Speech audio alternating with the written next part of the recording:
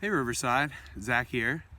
I hope that you're faring well in these crazy times that we're in right now with the coronavirus. Ezra asked me if I would share with you a few things that we've been learning in our small group, some things that we've been studying that have been really changing and impacting our lives. Coronavirus has been so insane. I've made it through about a week now of social isolation from work, from school. I work at a school, and it's just been such a different shift on what life is like. It's been really crazy. It really actually kind of changed how I view the whole world. It's like everything suddenly is germ infested. I've never been a germaphobe. I've never had any issues being afraid of germs. But now it's like I touch a doorknob and I feel like my hand's infected. My knuckles, I've been washing my hands so much and putting so much hand sanitizer on that my knuckles have been getting red and cracked. It's crazy. It's like nothing I've ever experienced. It completely shifted the way that I view the world. And what I want to talk to you guys about today is something that actually did that same thing for myself and for our small group. We studied something called Gospel Fluency. We went through a Gospel Fluency handbook. It's written by Jeff Vanderstelt, and it honestly shifted our perspective on how we view the world. It helped us to view the world through a gospel lens. For the next few weeks, on Fridays, I'm going to be posting these videos and talking to you guys a little bit about these things that we learned in small group, these gospel fluency aspects. I'm hoping that they'll have the same impact and shift for you. Gospel fluency simply means applying the gospel to the everyday aspects of life, applying the gospel to everything in life.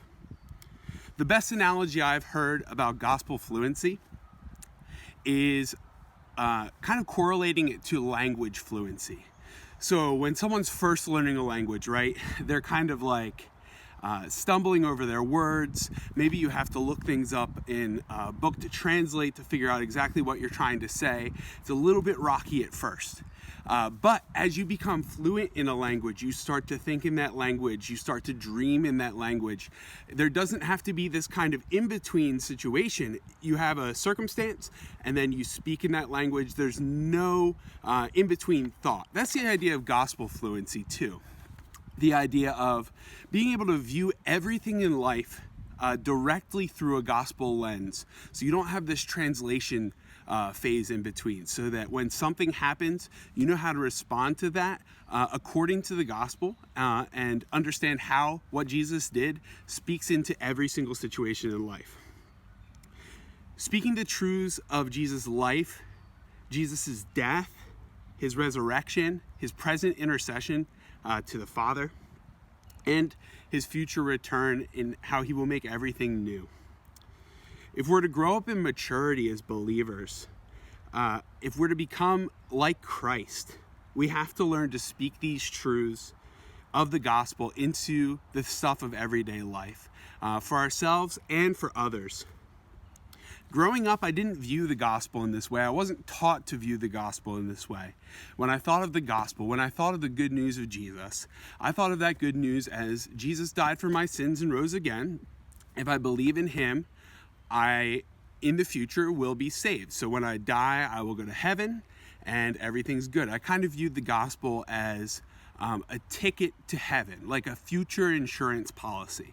I didn't necessarily view the gospel as something that was impacting my past and my present most of all. I didn't see this redemption in my everyday life. I didn't understand how the gospel applied to my everyday life.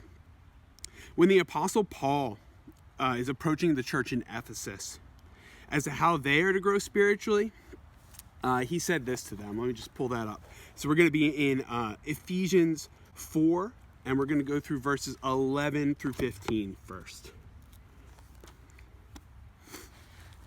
So Paul says in Ephesians 4:11, "And he gave the apostles, the prophets, the evangelists, the shepherds, and the teachers to equip the saints for the work of ministry, for building up the body of Christ, until we attain the unity, the faith of the knowledge of the Son of God, to mature manhood, to the measure of the stature of fullness of Christ, so we may no longer be children tossed to and fro by the waves, carried about by every word of doctrine, by human cunning, by craftiness and deceitful schemes. Rather, speaking the truth in love, we are to grow in every way into him who is the head, into Christ.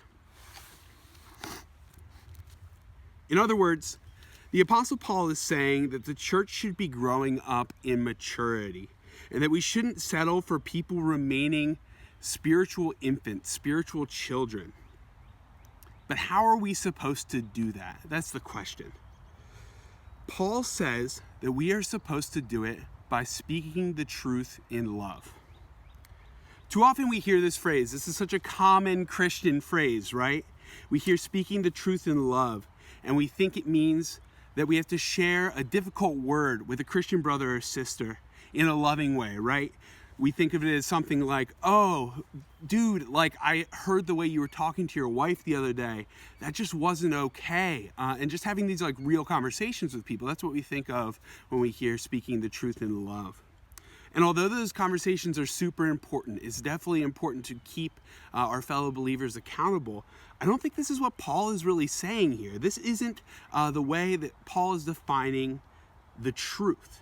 He defines the truth if we continue reading in verse 21. Kind of lost it here because of the wind.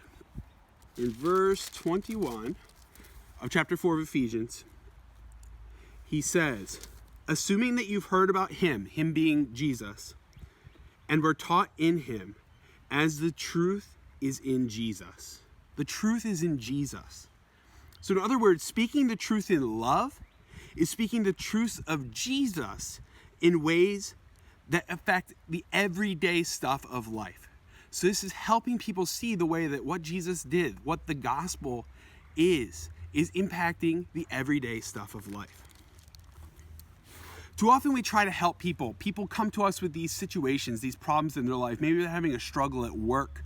Maybe they're having relationship problems. Maybe they're having issues with their family. And we love to give them these worldly nuggets of wisdom. We give them this counsel and advice.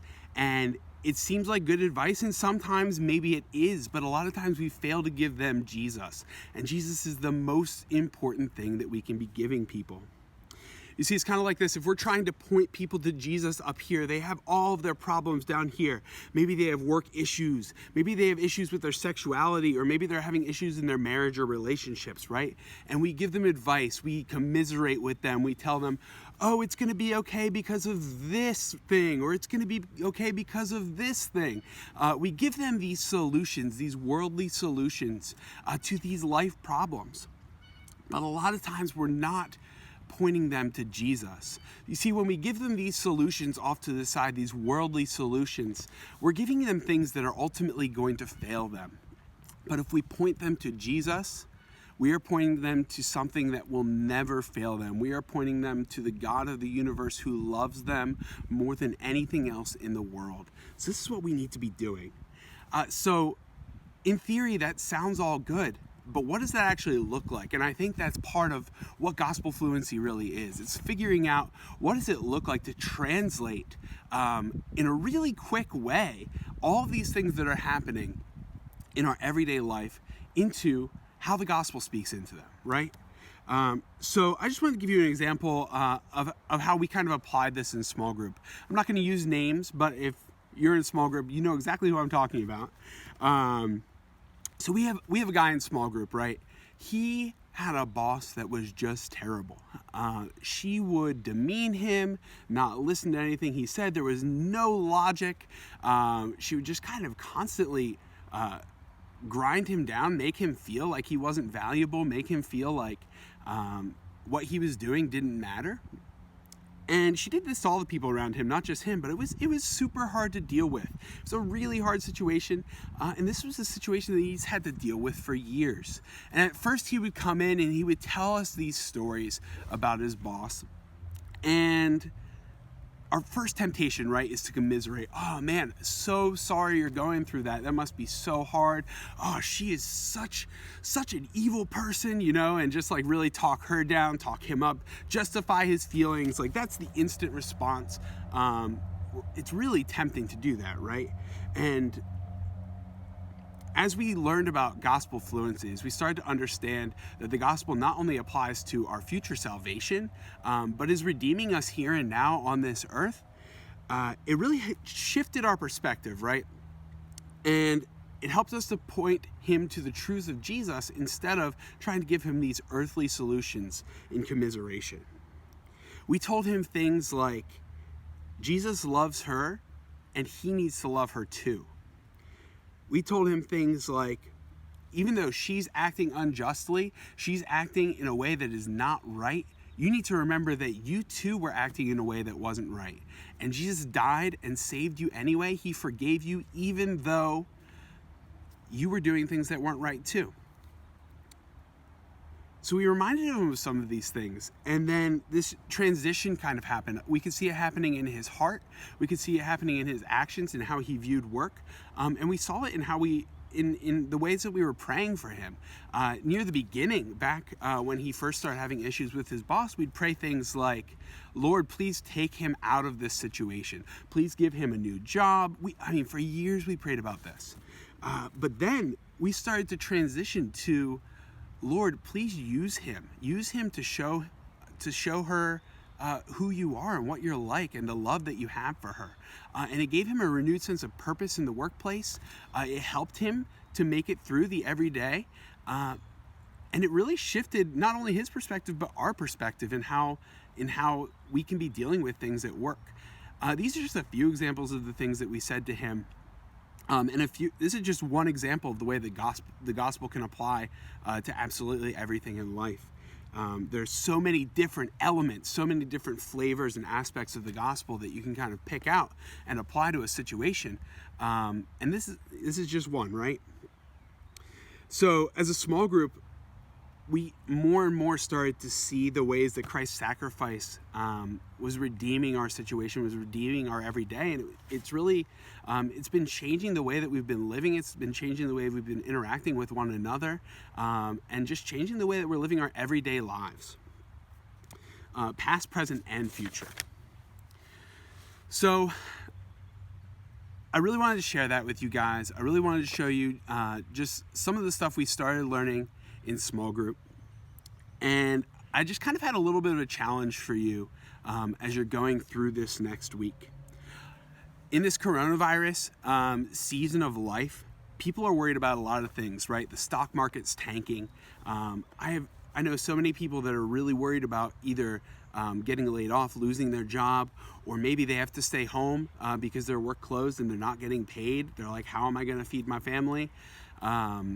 It's very concerning times for people. People are worried about the health of their family, the health of their loved ones, their friends, staying safe, self-preservation, social isolation even. Just the idea of being away from other people is really hard.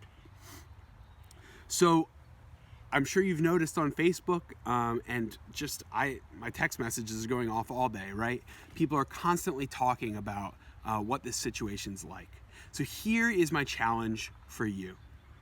That when you hear these conversations, right, when people are talking to you about this coronavirus situation, people are expressing their fears, their anxieties, the things that they're struggling with in these times, instead of commiserating with them, instead of giving them worldly assurances, instead of pulling out statistics like, oh, you only have this % chance of becoming critically ill, things like that, to quell their anxieties, I challenge you to try to show them how the gospel speaks to their situation. Try to start that translation process. It's not going to be easy at first. At first, it might take a little bit of work to see, okay, this situation's happening. This is the gospel. How does the gospel relate to that, right? There's a little bit of translation steps that need to happen at first. But I promise you, the more you do this, the more you'll start to see the world through these gospel lenses. And the more you'll become fluent in how the gospel is impacting every aspect of life. I also want to encourage you. Maybe you're going through a hard time right now. Maybe it's hard for you being stuck at home. Maybe you're concerned about your finances. Maybe you're concerned about your family.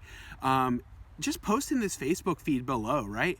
Just say what you're going through. And then this is a perfect opportunity for us to start working this out, right?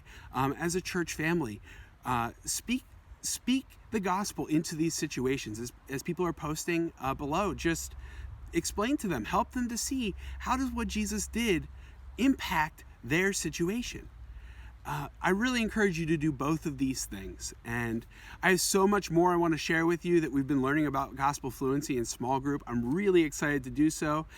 So next Friday, I'll be posting another video. I hope you enjoyed it. Thanks so much for watching. And reach out if you have any questions or concerns.